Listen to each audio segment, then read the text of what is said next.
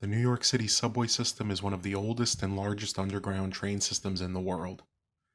Keeping a 100-year-old system that never shuts down in working order isn't easy, and the signaling system that the trains rely on is over 70 years old. This can present a unique set of challenges, and service delays are all too familiar for over 5 million commuters who use the subway system daily. A 2018 article in the Village Voice pointed to one significant cause of these service delays. Appropriately, it was called "the trains are slower because they slowed the trains down."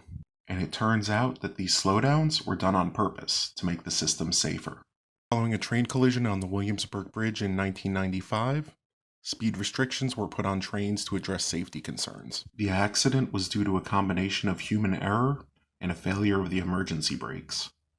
In addition to lowering the speed limit from 55 to 40 miles per hour, changes were made to the emergency brake system that caused even more unexpected slowdowns. While the old brake system relied only on signaling equipment, the newer one introduced speed readers, which triggered automatically when trains exceeded speed limits. But conductors reported that when these speed readers weren't accurate, they would often have to run closer to 5 miles per hour to not trigger an emergency brake. Conductors could be suspended for a single speed violation, and didn't know which signals were faulty. As a result, they would often slow down intentionally. These types of slowdowns cause the trains running behind them to slow down also to maintain a safe distance between them. A recent MTA press release confirmed many of these issues when they announced that a faulty speed reader had been fixed at the subway's slowest station, the City Hall R train stop. The average speed at the station went from 6 miles per hour to 15 miles per hour after the repairs were made. It also noted 68 other locations and over 300 speed readers which had experienced similar issues. The good news is that several new MTA programs are being implemented to address these issues. Their speed unit is currently testing signals and speed readers system-wide to point to other areas that are creating these backups. And one of the key long-term upgrades underway is the communication-based train control, which would eventually replace the current signaling system. By equipping each train with wireless transmitters, the new system would relay real-time speed information to dispatchers.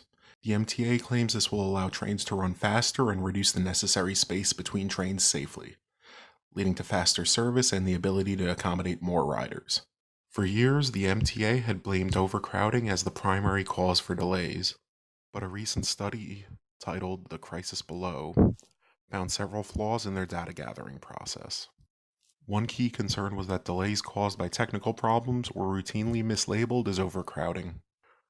The report stated that MTA executives repeatedly claimed that service had improved based on information known to be meaningless. The study notes that the MTA was aware their weight assessment data was faulty since late 2016, but continued to use the data through 2018. It's unclear whether recent claims of service improvements rely on these same flawed metrics.